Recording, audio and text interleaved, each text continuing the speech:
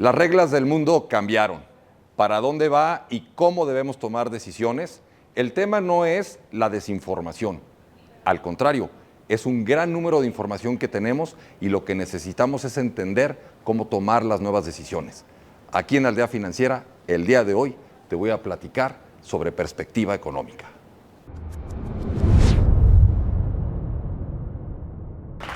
Buenas tardes a todas y todos. Muchas gracias por la oportunidad de estar con todas y todos ustedes el día de hoy.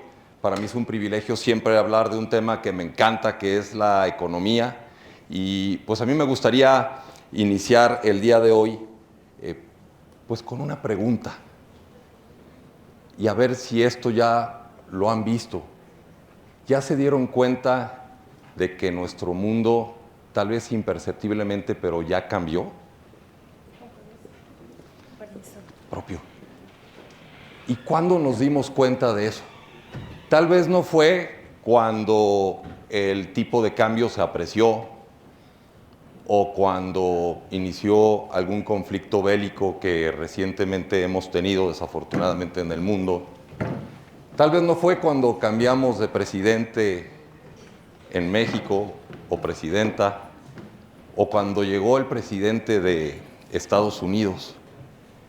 Pero nuestro mundo ya cambió.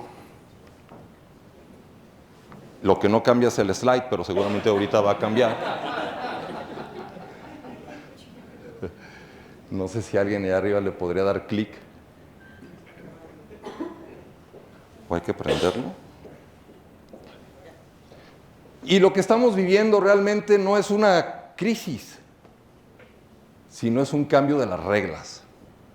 Y eso es bien importante entenderlo, porque cuando hay una crisis, normalmente viene la recuperación después de la crisis.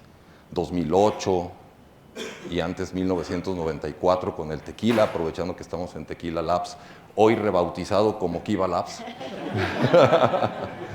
Y en el 2008, y así hemos ido evolucionando.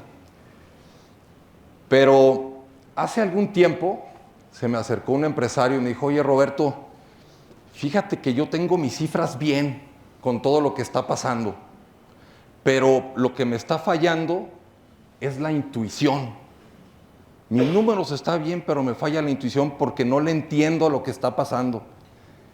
Y lo que está sucediendo es que tenemos muchísima información y el reto es saber qué de esa información nos sirve, qué de esa información nos ayuda a tomar buenas decisiones para que en nuestra vida personal, financiera, en nuestra vida de negocios, lo podamos aplicar. Y eso sí nos sirva para tomar decisiones que nos den una ventaja hacia la competencia y nos den una ventaja como país, nos den una ventaja como empresarias, empresarios.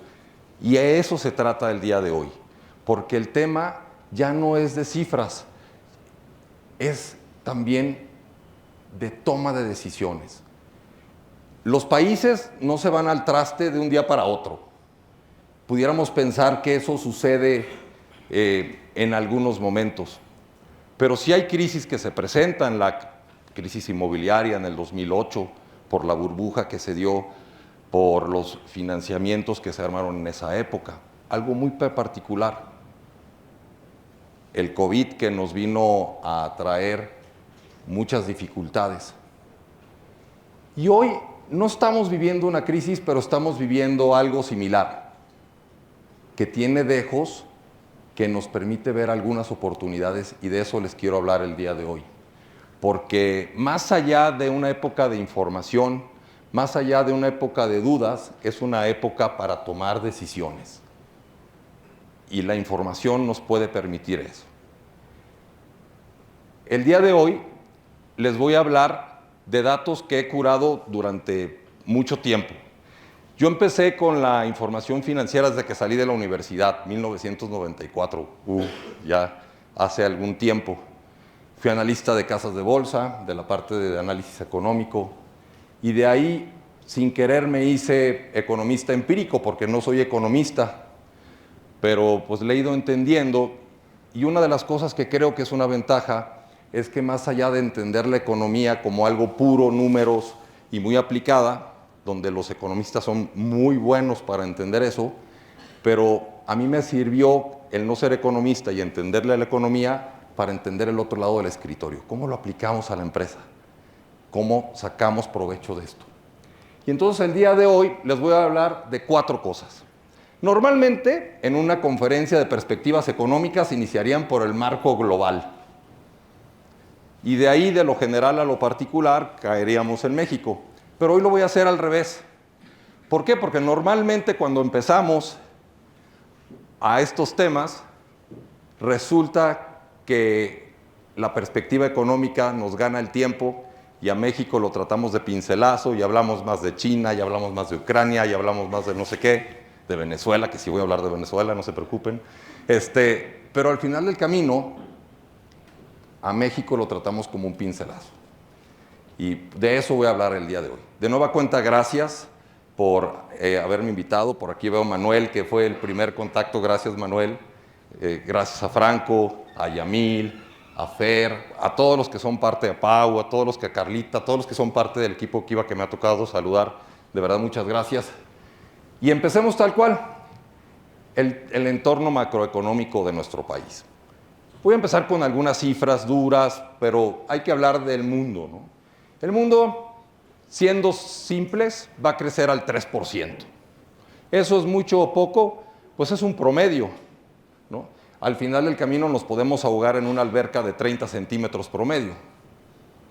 Y al final de esto es lo que indica. Pero el mundo va a crecer a pesar de las dificultades que tenemos.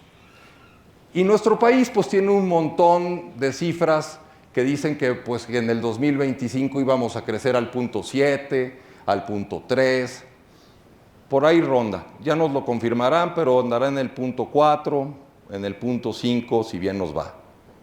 Y eso es paupérrimo. Es muy pobre ese crecimiento, es insuficiente y nuestro país puede más. Y para este año, pues se ve que no vamos a crecer más allá del 1.3, si bien nos va, 1.2. Hay algún aventurado que dice 1.5, el Fondo Monetario Internacional, pero por ahí estará el crecimiento. Pero la pregunta es qué nos hace falta para crecer más. Y si vemos una línea de tiempo, pues vemos que el crecimiento ha sido relativamente poco y ha evolucionado, y hemos tenido la crisis del 2008 y hemos tenido la crisis del 2020, pero si lo analizamos, sería muy raro que aquí viéramos de nuevo una barrita naranja. Pero algo tiene que suceder en esa parte, porque se ha ido aplanando la curva y México no puede aguantar seguir así, porque las necesidades del país, presupuestales, financieras, no soportan que sigamos sin crecer. Como una empresa.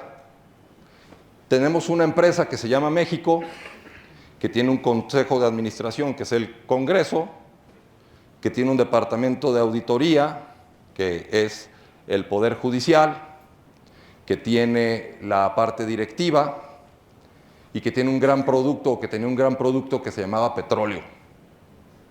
Y no lo supimos aprovechar. La pregunta es qué haríamos con un director general que hubiera puesto a México o a esa empresa en los niveles de crecimiento que tenemos ahora. Es una pregunta para la reflexión, porque podríamos decir, no, bueno, Roberto, es que ahorita es cuando estamos creciendo bajo, pero realmente si analizamos de Miguel de la Madrid a la fecha, con Miguel de la Madrid crecimos muy poquito, con Carlos de Salinas ha sido el presidente con el que más hemos crecido en la época moderna de nuestro país. Ernesto Zedillo, 3.4%, a pesar de la crisis del tequila. Y con AMLO crecimos el 0.6%. Y alguien me decía, es que tuvo el COVID. Bueno, Ernesto Zedillo tuvo la crisis del tequila, que también fue muy fuerte.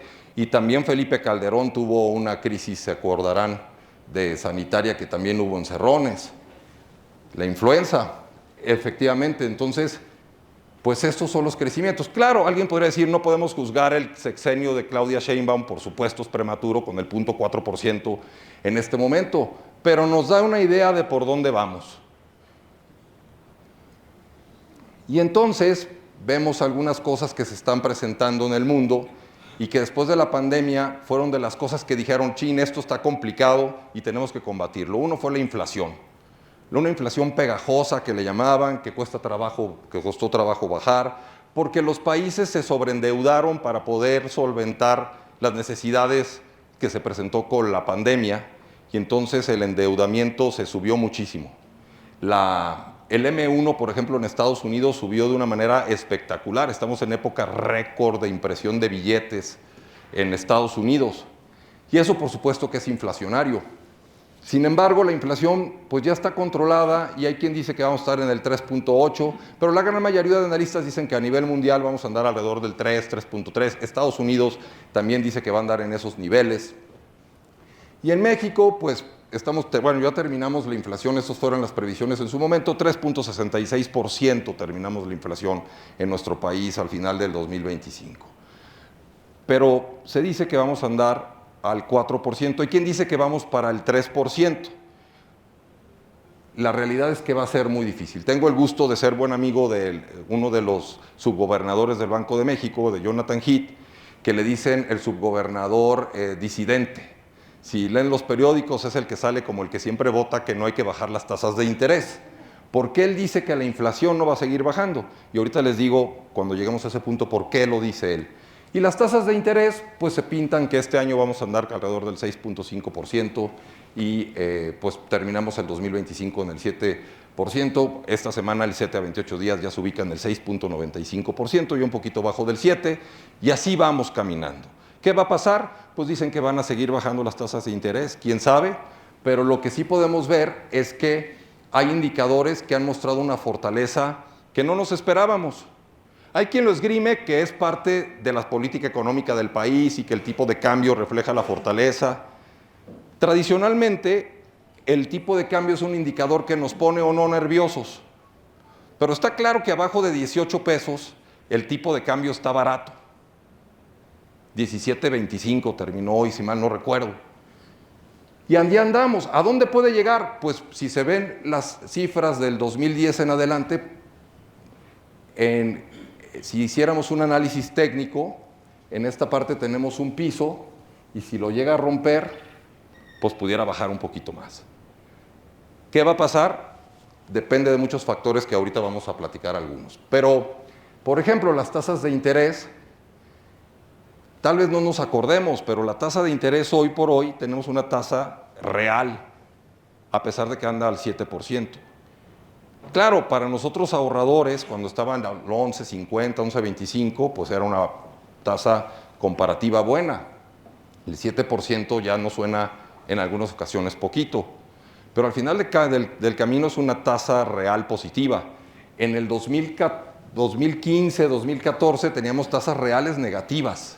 O sea, no es cierto, como en el 2012 y luego 2016, 2017, la tasa del CETE estaba por abajo de la inflación y eso perjudicaba mucho el poder adquisitivo. Hoy tenemos una tasa que va bajando, pero de manera ordenada.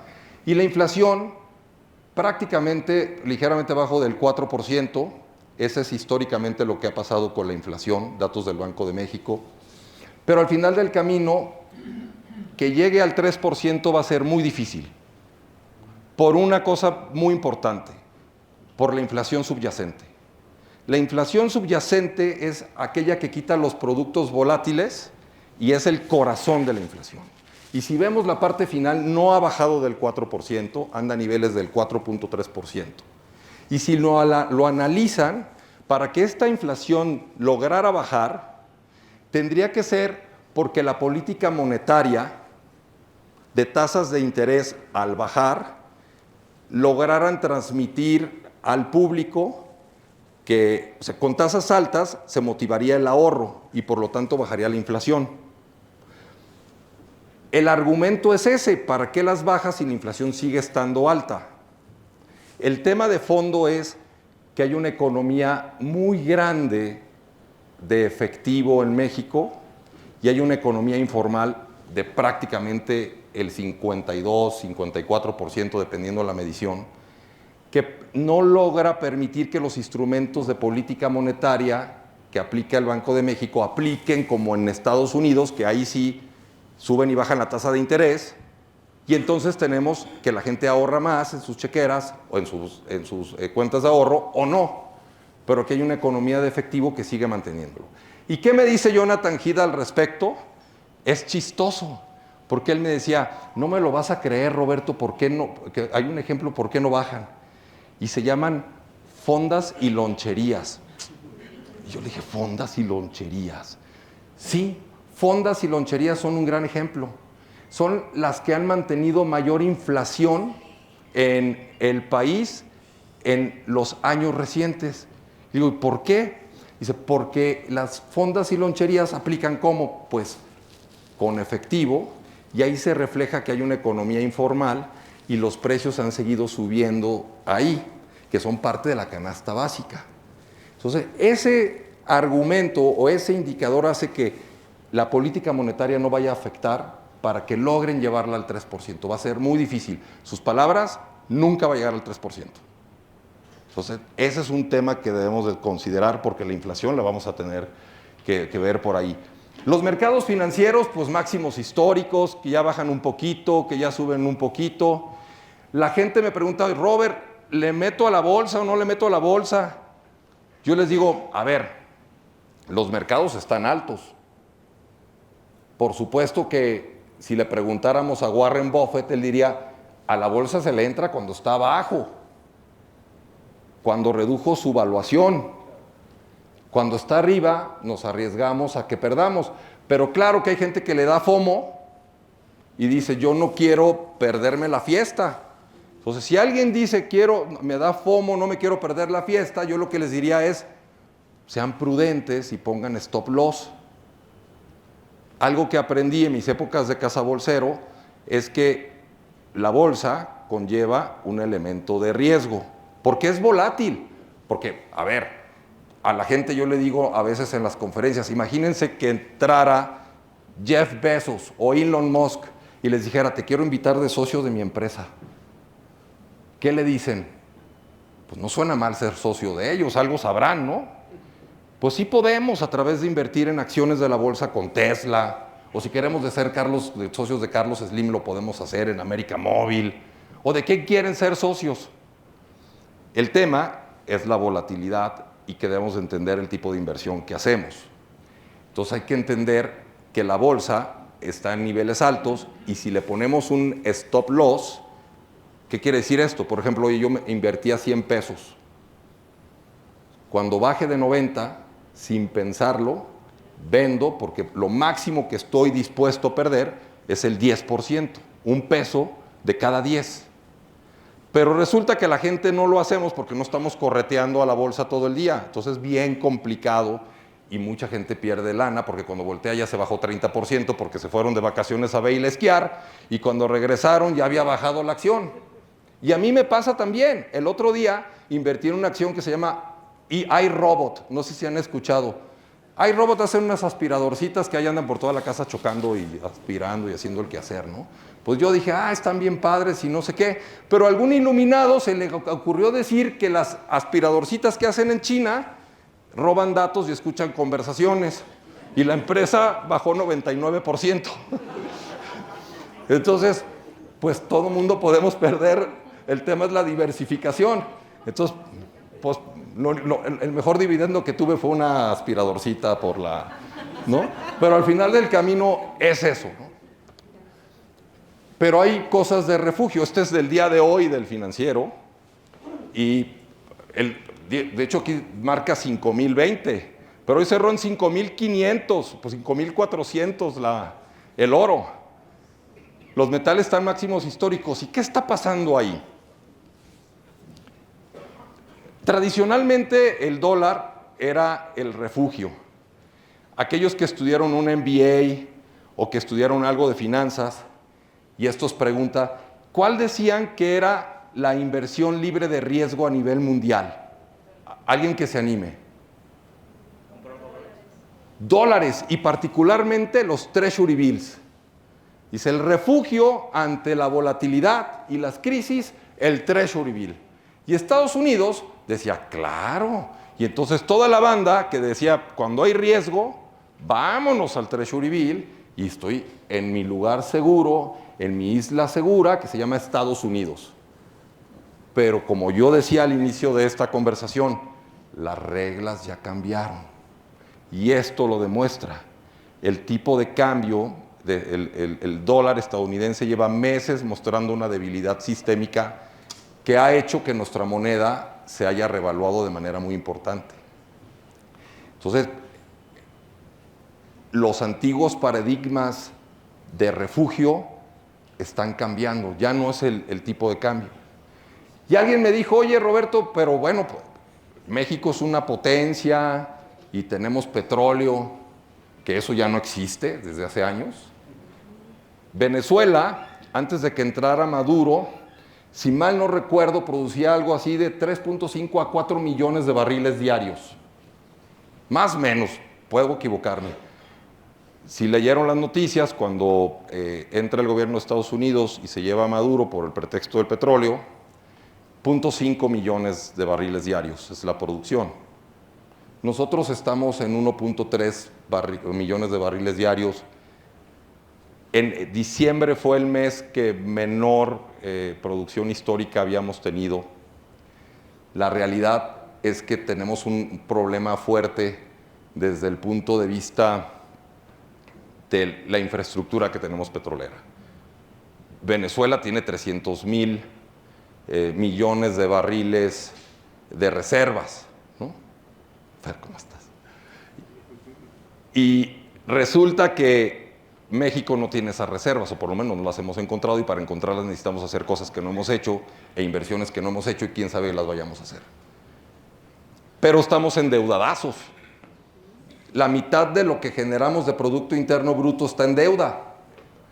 Y uno de los riesgos más importantes de este tema es nuestra calificación crediticia. A esto le tenemos que prestar muchísima atención. Porque si nos quitan el grado de inversión, las inversiones se van a otros países. Ni siquiera por afinidad se quedarían, porque son decisiones donde el mandato de los diversos fondos institucionales dicen, si no tienes grado de inversión, yo me voy a otro lado. Y eso le costaría mucha tasa de interés a México y le costaría tener problemáticas severas. 2024 terminamos con un déficit fiscal del 5.7% en nuestro país. Se hizo un esfuerzo muy fuerte por parte de la Presidencia de la República para que en el 2025 lo redujeran un punto porcentual. Por ahí van a quedar. Pero eso está ocasionando que tengamos un terrorismo fiscal tremendo y no va a cesar. El problema es que no están yendo por nuevos clientes, nuevos contribuyentes. Simplemente están yendo por los sospechosos de siempre. Y entonces vemos una persecución para las grandes maquiladoras, generándoles créditos fiscales impresionante y poniendo en duda la inversión hacia futuro. Y vemos la persecución al tío Richie, y vemos algunas otras cosas, y algunas ideas locas como para decir abrir juicios fiscales que ya se habían ganado, ¿no? En fin, cosas que podrían romper de manera muy importante, aún más, con el equilibrio y la confianza del país. Pero esto sí es bien importante. Oye, Roberto, ¿y qué puede pasar si nos quitan el grado de inversión?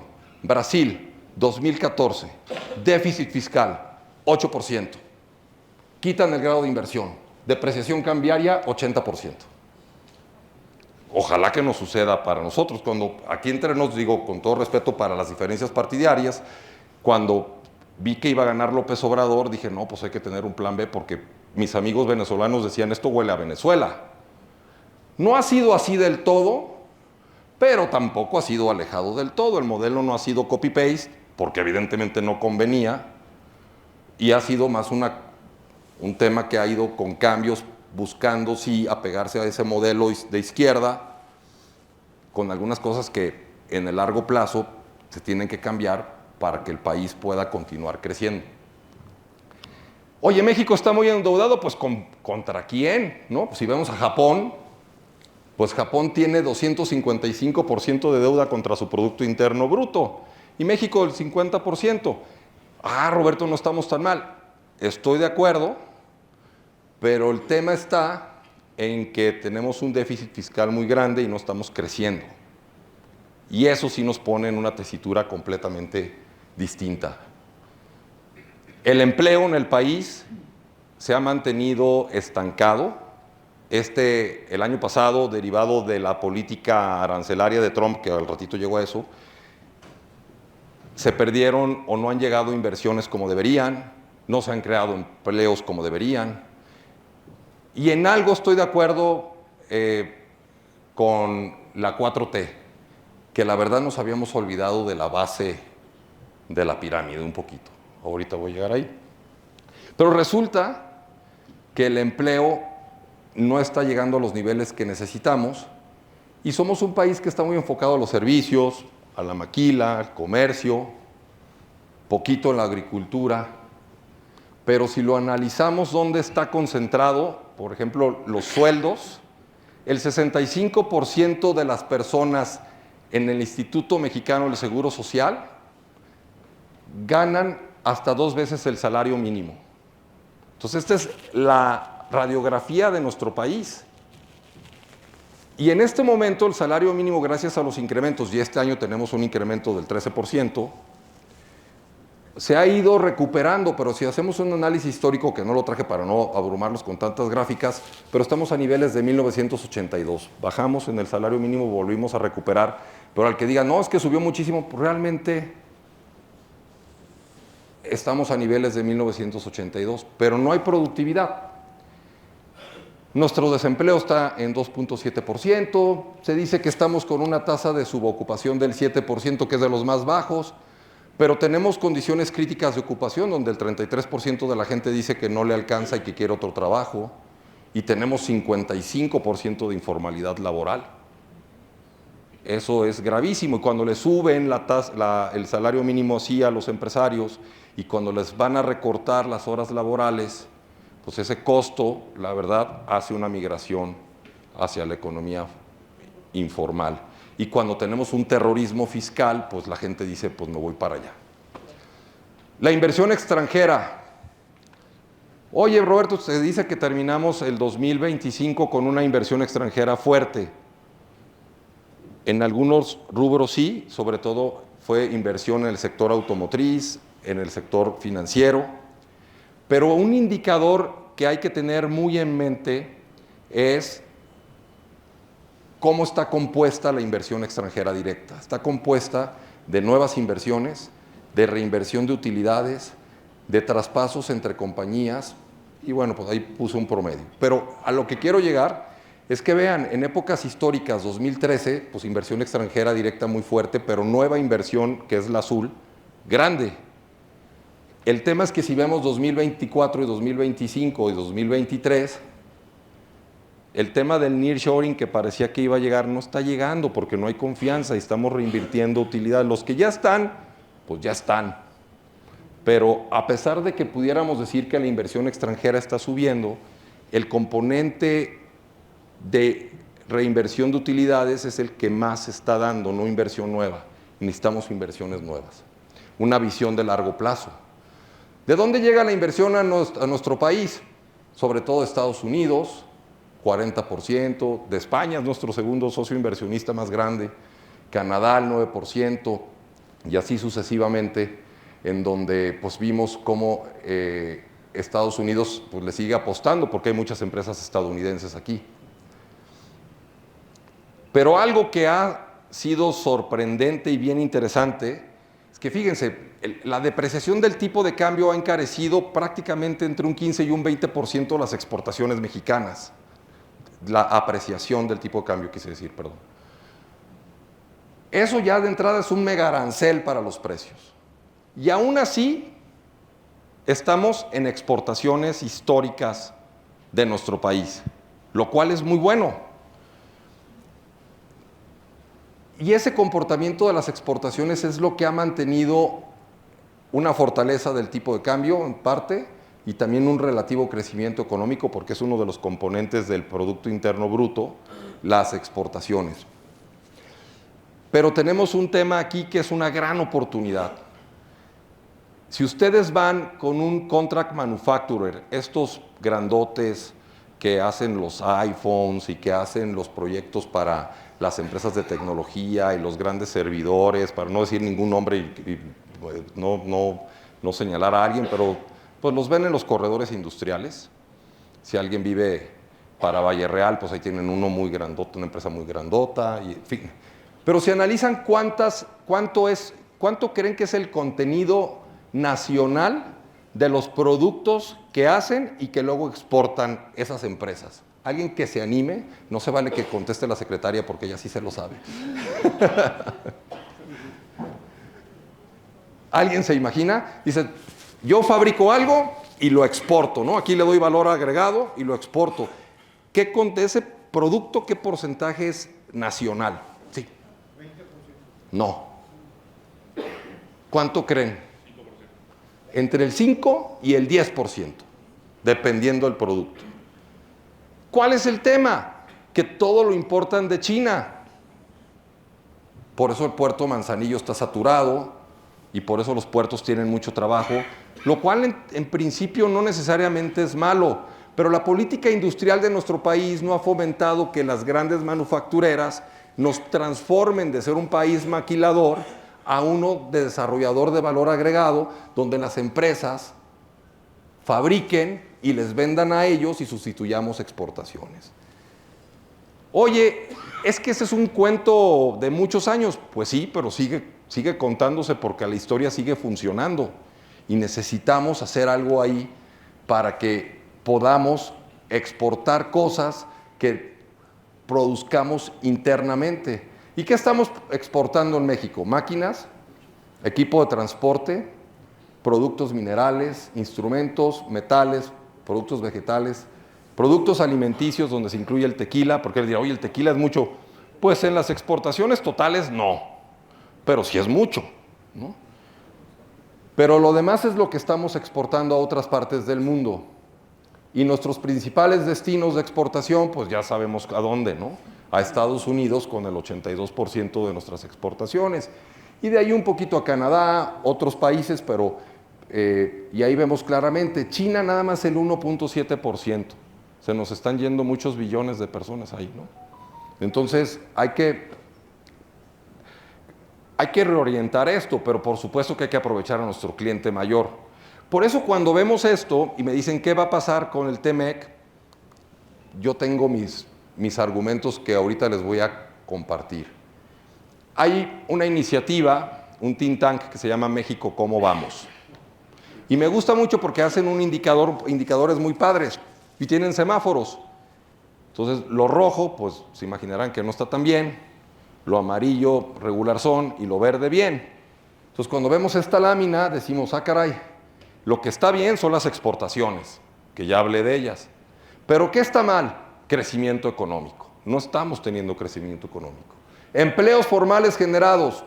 No estamos generando los empleos formales. La inflación, pues ha bajado, pero todavía está abajo del 4% que marca el rango superior del Banco de México. Ahora, si le preguntan a los subgobernadores del Banco de México, ellos dicen, no nos equivoquemos. El objetivo de política monetaria del Banco de México es una inflación al 3%. Que la variación hacia arriba y hacia abajo del más menos 1% debería ser porque se sube el tipo de cambio, la inflación por momentos, pero el promedio debería de tender al 3%. Es como cuando se fue la misión Apolo a la Luna. ¿Saben qué porcentaje del tiempo la misión Apolo se mantuvo en ruta? Así, un guess. 10% no, más bien fuera de ruta, pero sí es cierto, en ruta 10%, 93% se mantuvo fuera de ruta. Pero llegó, ¿qué pasó? Que todo el tiempo iban corrigiendo.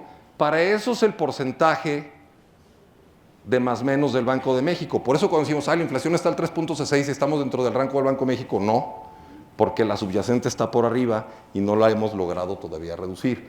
Eso quiere decir que las tasas de interés no necesariamente van a bajar tan rápido. La inversión como porcentaje del PIB no se está dando, podría ser mucho mejor. La productividad laboral, somos de los países menos productivos en el mundo y competitivos, somos el lugar número 55 de 69. ¿No? Desempeño de las exportaciones ya lo comenté, y valor agregado, pues realmente no generamos valor agregado para las exportaciones. Las maquilas ya dije cuánto, pero sí hay otras industrias como la del mueble Joya y otros tantos que sí tienen muchas exportaciones y que generan más valor agregado, pero nos hace falta más. Y si todavía vemos, por ejemplo, el acceso al capital, estamos en rojo, casi no, el crédito, pues no me dejarán mentir, cuesta mucho trabajo conseguir un crédito.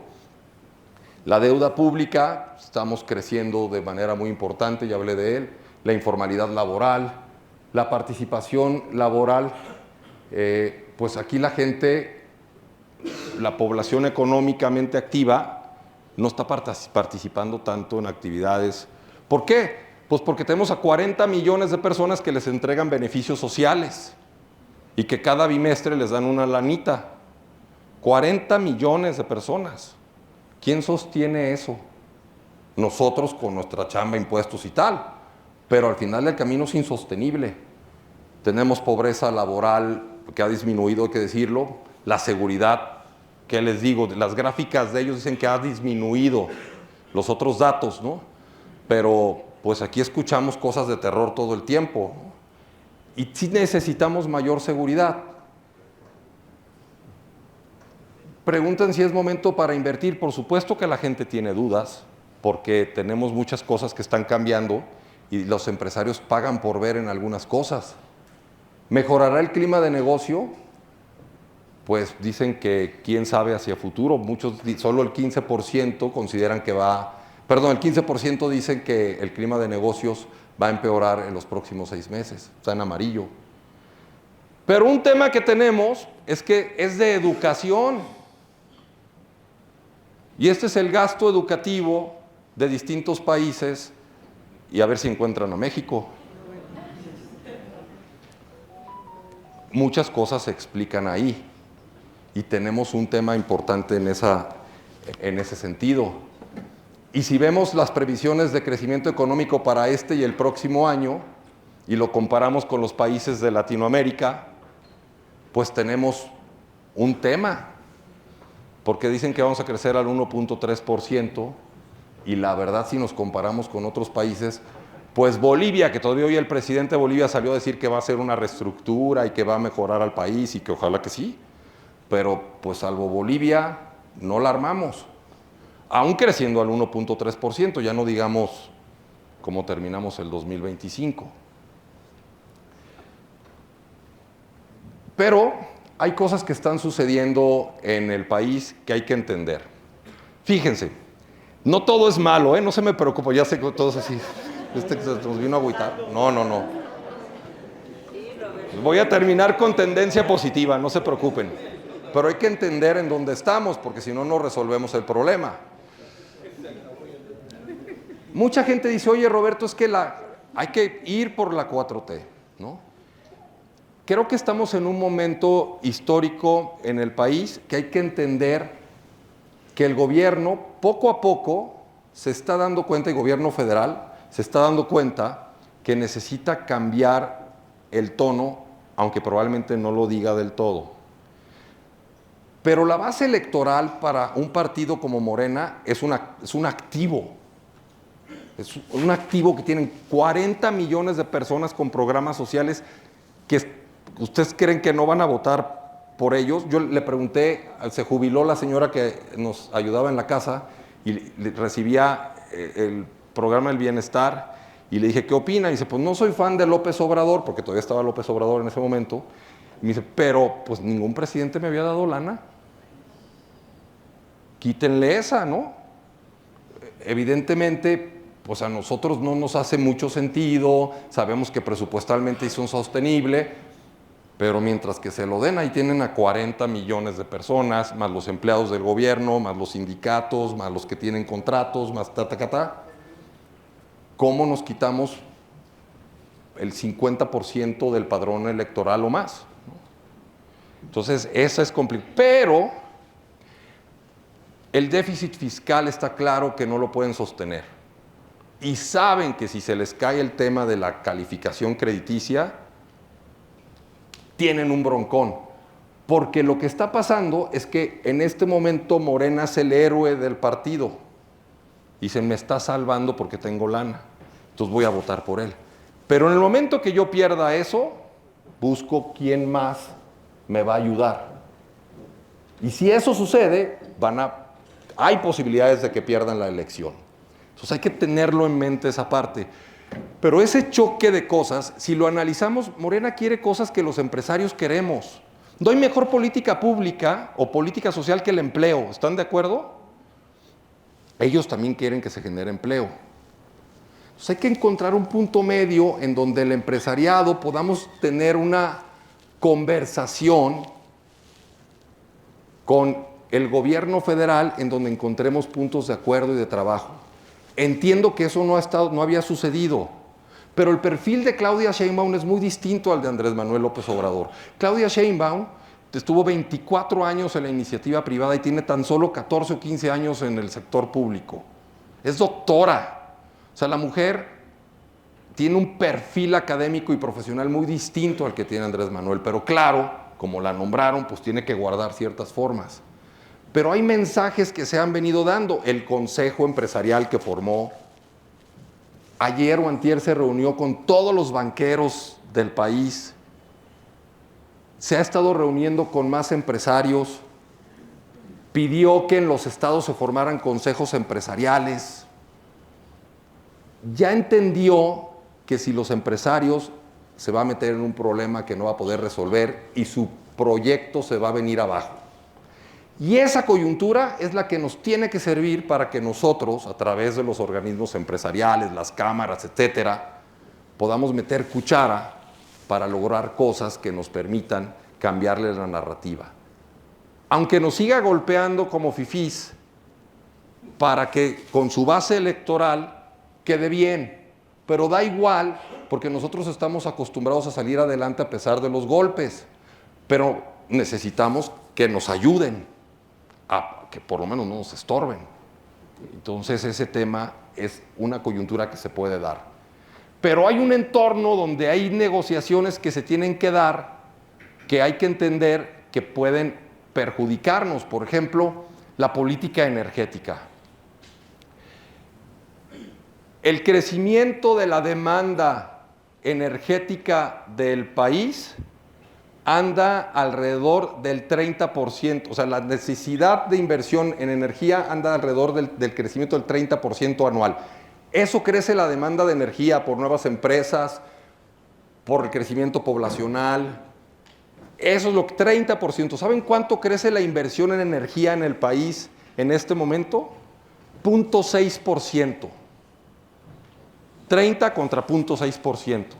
No lo alcanzamos, necesitamos invertir mucho más y la discusión ahí es que no lo puede hacer el gobierno y ahí es donde la iniciativa privada tenemos oportunidades. Las modificaciones del sistema electoral. A ver, una discusión que debió haber salido es tener un país con segunda vuelta. No está saliendo ahí, no tenemos segunda vuelta, pero sí quieren quitar a los pluris. Polémicos, pero además quieren configurarlo para que pues permanecer en el poder relativamente más fácil. Es un tema que hay que ver. El otro día, yo tengo el privilegio de ser fellow de la Universidad de California en San Diego y el director del Centro de Estudios México-Estados Unidos se llama Rafael Fernández de Castro. Y en una reunión con él me decía que él ve que derivado de lo que pasó en Venezuela, es muy probable que la reforma electoral le bajen 2 rayitas para que puedan decir, para que no se arriesguen a que Trump se nos quede viendo con cara de Maduro, ¿no? Y bueno, pues hoy nos mandó un piropazo en sus redes sociales, no sé si lo vieron, diciendo que tenemos una gran presidenta y guachuá, guachuá, lo cual es que bueno, preferible eso que nos tire, pero hay que entenderlo. Trump ve a la población latina como inferior. Punto. Eso no nos lo vamos a quitar. Hoy tuve un Zoom con el cónsul de México en Atlanta. Terrorífico lo que platicaba. O sea, ¿cómo llega el ICE?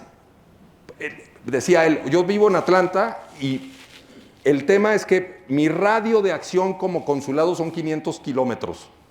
Entonces, cuando algo sucede, pues tengo que manejar 500 kilómetros para ver a alguien. Entonces me habló el director del ICE, decía él, y me dijo, tengo a 200 personas que acabo de agarrar y los tengo en una ciudad que se llama Fulton o no sé qué, y está a 500 kilómetros. ¿Quieres entrevistarlos para ver si puedes hacer algo o ya los mando para su casa? No, pues, dice, la movilización de eso. Pero dice, lo que pasa es que están buscando cualquier pretexto. Un amigo, yo vivo en San Diego, y un amigo que fue de visita cruzó el CBX, y adelante de él venía un cuate de la Federación Mexicana de Fútbol, con su saco y su escudo, y traía una mochilita deportiva.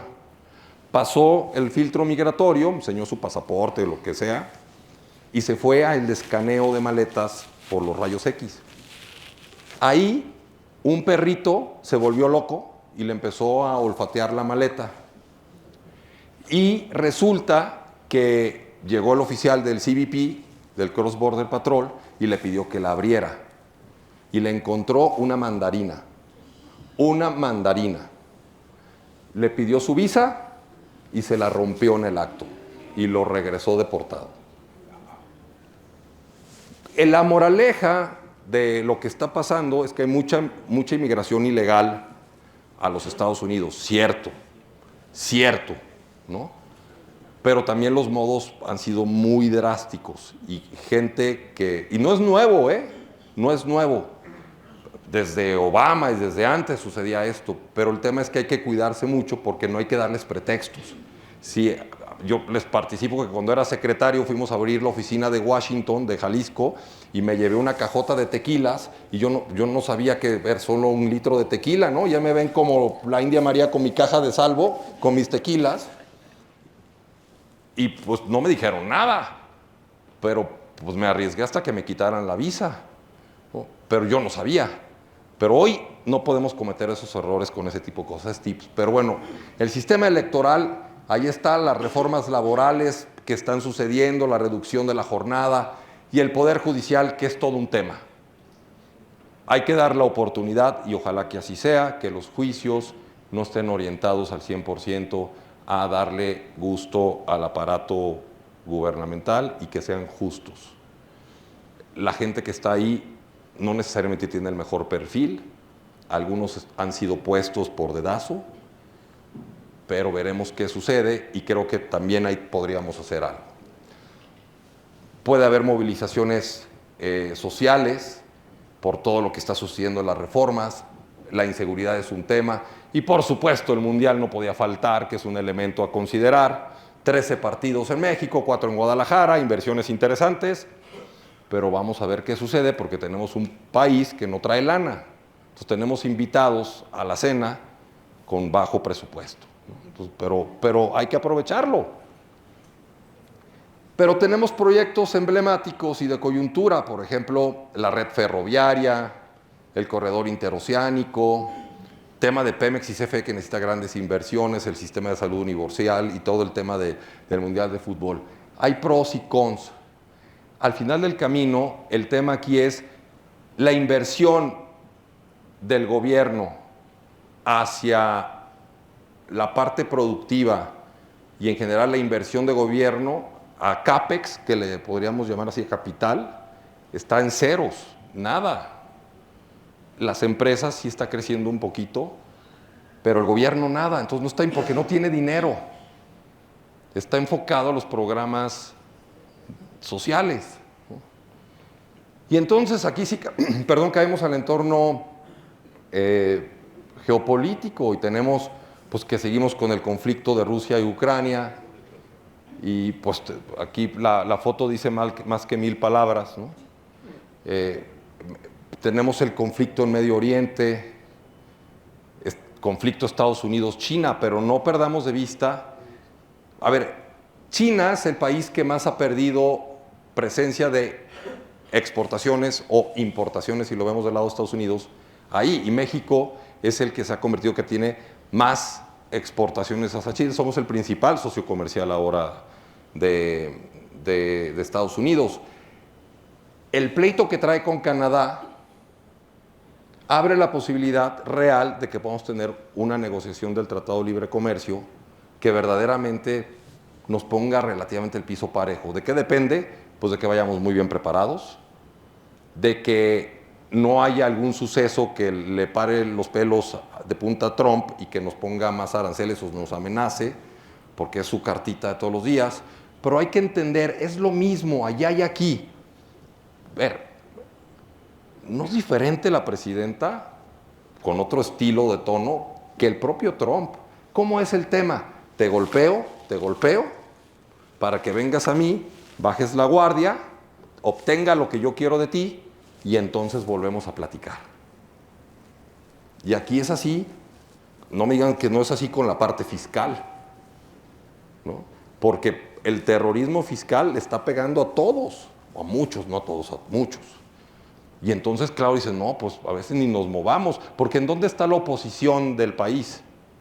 O sea, ¿dónde está aquel líder que pinte que para las próximas podemos tener a alguien nuevo? No existe, o por lo menos hoy no lo conocemos. Hay algunos que podrían ser, quién sabe. Y tenemos el tema de Venezuela, ¿no? Venezuela fue un gran mensaje, por supuesto, que dicen que México no va a tener intervenciones militares de Estados Unidos. A ver, ¿estarán de acuerdo? Miren, ¿cuántos de ustedes, y esa encuesta, cuántos de ustedes no decían, ay, en Venezuela debería de hacer algo Estados Unidos? ¿No lo decíamos? Yo sí decía. Estados Unidos debería hacer algo con Venezuela. Ya lo hizo y todo el mundo rompió las reglas del orden mundial, la parte diplomática, no es posible, Trump no puede ser. O pues, a ver, era necesario hacer algo con Venezuela. El tema del petróleo fue un buen pretexto, ¿no? Pero al final del camino, aunque los métodos no fueron los más adecuados, ahí hay un tema, pero además no resolvió el problema, porque no, pues ahí sigue Delcy, ¿no? Y el tema de Venezuela es que no hay un plan hacia adelante que realmente corrija al país. Pero creo que el precedente se dio y el golpe se dio y hay que poner nuestras barbas a remojar si lo estamos viendo tal cual, ¿no? Y el fentanilo y todo esto se está dando y hay que tenerlo con golpes claros. En lugar de política Monroe, ya es Donroe, ¿no? De Donald Trump. Pero el tema es que tiene agarrado a todo el mundo América para los americanos, para decirlo así. Let's make America great again. Y va contra Groenlandia, ya, en fin. Lo que tenemos que entender es que las reglas cambiaron. ¿Y a qué me refiero con eso? Y ahí voy a aterrizar. Estados Unidos era el Superman del mundo. Era el que le ayudaba al tema de defenderlo en las guerras, de defenderlos en las crisis, de darles tecnología. Pero eso ha cambiado. Hubo una época que Estados Unidos era el país donde queríamos algo tecnológico nuevo, ahí estaba. Hoy ya no es así porque está un China. Y China tiene avances tecnológicos muy importantes. Inclusive algo en algunas áreas mayores que las que tiene Estados Unidos. Y ese rebase por la derecha que le hizo China va a ser bien difícil remontarlo porque la velocidad es muy alta. Pero Estados Unidos está tratando. El tema está en que el orden mundial, donde los bloques, la parte diplomática ya cambió. Y se cambió, y yo pensé que nunca lo iba a ver, ese multilateralismo a una individualización soberana. Y entonces los países se tienen que rascar con sus propias uñas. Y Estados Unidos decidirá con quién hace nuevos bloques. Pareciera que México es uno de los que, con los que quiere tener un nuevo bloque. Vamos a ver. Tal vez porque le conviene y hay que prepararnos bien. Pero es real. A ver, el presupuesto de la OTAN, el 65% lo pone Estados Unidos. Decía, pues, ¿cómo le hacemos? Por eso les dijo, ahora ustedes váyanse con sus propias uñas, porque yo tengo un déficit fiscal tremendo como país, una deuda tremenda. Entonces, claro, no son los modos, pero hay que entenderlo. Y se reconfigurará en el tiempo. Hay que entender que se va a revisar el Tratado de Libre Comercio, ya estoy en los puntos finales, pero se van las reglas de origen y la política industrial, la parte laboral y ambiental. que no tengamos bajas condiciones laborales para los colaboradores, cómo se van a solucionar las controversias. Y hay un tema que es la cláusula sunset, no sé si han escuchado de esa. La cláusula sunset es cuánto tiempo va a durar el tratado, porque si yo quiero ir a un país, poner una fábrica y el tratado va a durar 5 años, pues probablemente en 5 años no alcance a resolver mi inversión o a recuperarla. Necesito que haya más cuestiones que me den certidumbre hacia adelante. Pero todo esto que está sucediendo con los aranceles y en la medida que esto se dé o no, pues vamos a tener distintos impactos y cambios que nos van a estar potencialmente afectando a la volatilidad del país.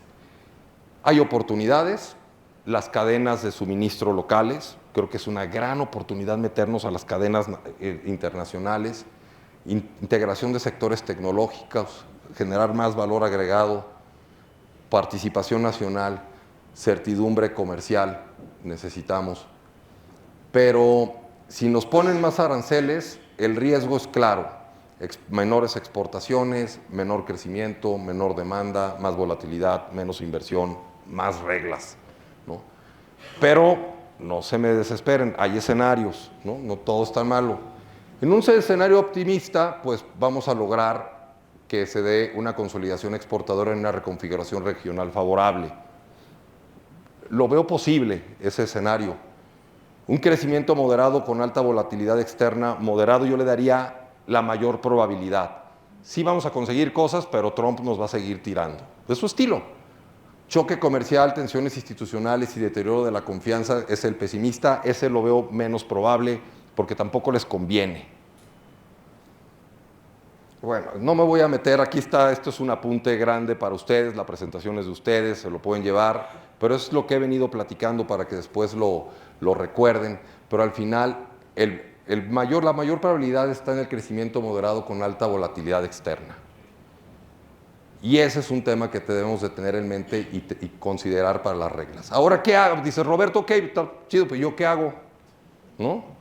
¿Cómo le hacemos? Bueno, pues primero tenemos que ver cómo todo esto nos afecta a nosotros y hay que elaborar escenarios. Cada empresa tiene sus cadaunadas, entonces pues no puedo dar una receta en general, pero sí puedo decir algunas ideas al respecto, porque hay que tener líneas de crédito, porque hay gente que dice, no, pues ahorita no necesito una línea de crédito. El mejor momento para tener una línea de crédito es cuando no la necesito.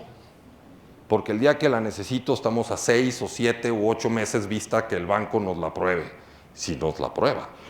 Entonces, hoy es el mejor momento para tener la línea de crédito, hay que diversificar en productos, en mercados, hay que adaptarnos y hay que gestionar los riesgos internos, hay que tener muchísima comunicación con nuestro equipo, con nuestros stakeholders, generar alianzas, generar colaboración, participar en organismos empresariales, ir a conferencias, estarnos preparando, profesionalizar a la empresa, generando planes de acción que nos tengamos indicadores que podamos seguir con comunicación y monitoreándolo y evaluar un plan para hacer mejoras y ajustar para que todo el tiempo estemos ajustando igual que la misión a Apolo a la Luna y volver a empezar.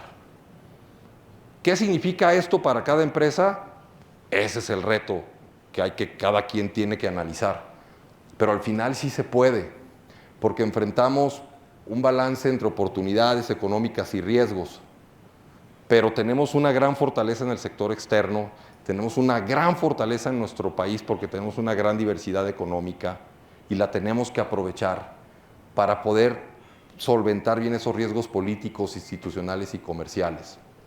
Y en temas de inversión, pues me parece que está claro lo que tenemos que hacer.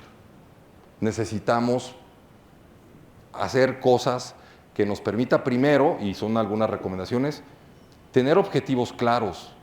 ¿Para qué quiero mi inversión? No es lo mismo si yo quiero una inversión para comprar una casa que si la quiero para mi retiro, o las dos cosas, o para un coche.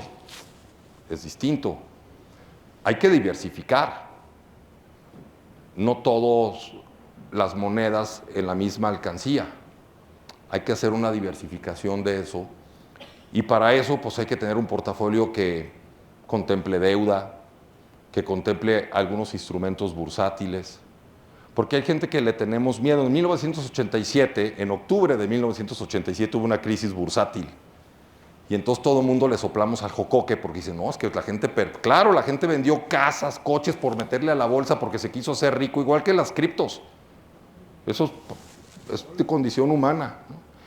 Pero al final del camino, las empresas siguen ahí y hay buenas inversiones. Nada más hay que tener paciencia porque pues, invertir en empresas AAA, pues, si alguien dice, yo soy socio de Apple, nadie le dirá, qué menso estás.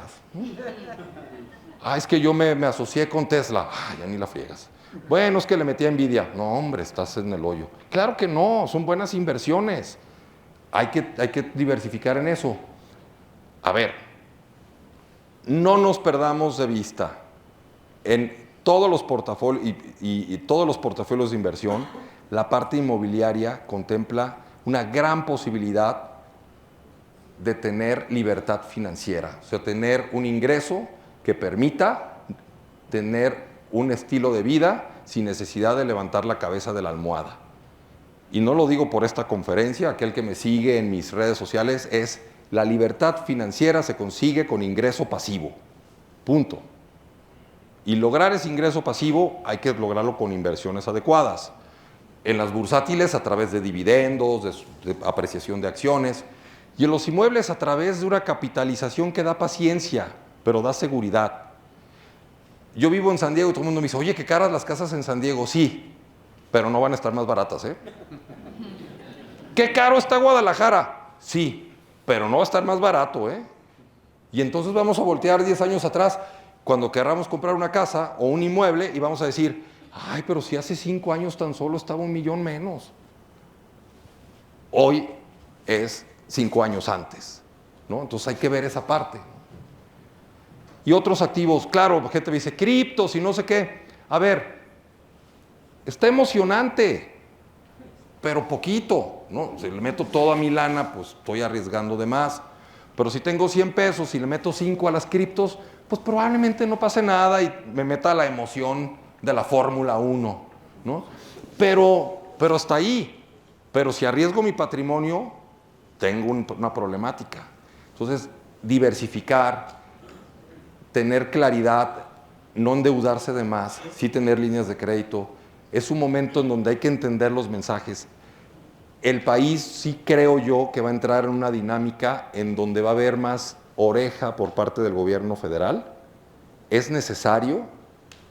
Se va a matizar el tema ese, probablemente en el discurso sí, pero por abajo va a decir, es que tengo que seguir con mi activo electoral, pero también te necesito a ti. Y ese va a ser el mensaje y tenemos que aprovecharlo. Porque si no, no vamos a tener crecimiento económico.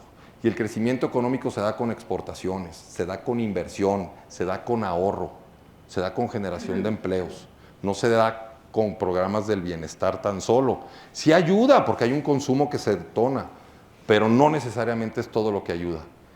Y Frank me hizo te iba a grabar, Franco, ¿eh? O sea, como ya sé. Muchas gracias. Yo entré a Televisa en el año 2000. Y tengo que decirles que de ahí entendí la importancia de las finanzas personales. Yo me dedico a las fusiones y adquisiciones. Hay quien vende casas, yo vendo empresas, ¿no? Pero ahí entendí las finanzas personales y la gente me buscaba y se hacía filita. Y yo me sentaba en una banquita que estaba fuera de Televisa y se me hacía filita y les decía cómo pagar su hipoteca, su tarjeta de crédito, ya estoy en el buró, mi Afore, bla, bla, bla. Y con la pandemia dije, no, pues esto ha de estar del cocol. Entonces, armé una comunidad para ayudarle a la gente a tener mejores finanzas personales. Se llama Aldea Financiera, está a sus órdenes, tiene un precio altísimo, es gratis, ¿no? Todos los días mando los periódicos, análisis, podcast. A la gente le digo, es un chat informativo, van a recibir muchísimas cosas. Es que mandas mucho, Roberto, van a recibir muchísimas cosas. México, ¿cómo vamos? Tiene acceso directo y México, ¿cómo vamos? Directamente manda la información, Banco Base manda la información. Para mi gusto, Banco Base tiene un gran análisis de tipos de cambio, son muy buenos. Gabriela Siller, que es la analista en jefe, es muy buena y además mando cosas de temas de aranceles, porque es el mejor análisis de aranceles que un grupo financiero puede hacer. En fin, está a sus órdenes, quítenle la campanita, no descarguen todo, ¿sí? Lean las primeras páginas, si algo les gusta váyanse al periódico que también les mandé y entonces administran el tiempo, porque si quieren leer todo, sí está, ni yo lo hago, ¿no?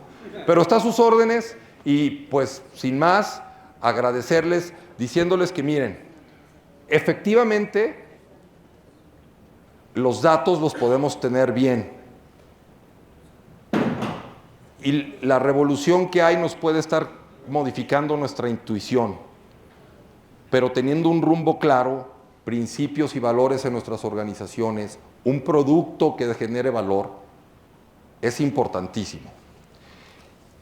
Y ya para terminar, y yo sé que ya voy un poquito tarde, pero les quiero hacer un ejemplo de cómo generar valor. Y lo voy a hacer con mi celular. ¿Cuánto vale un iPhone? Más o menos.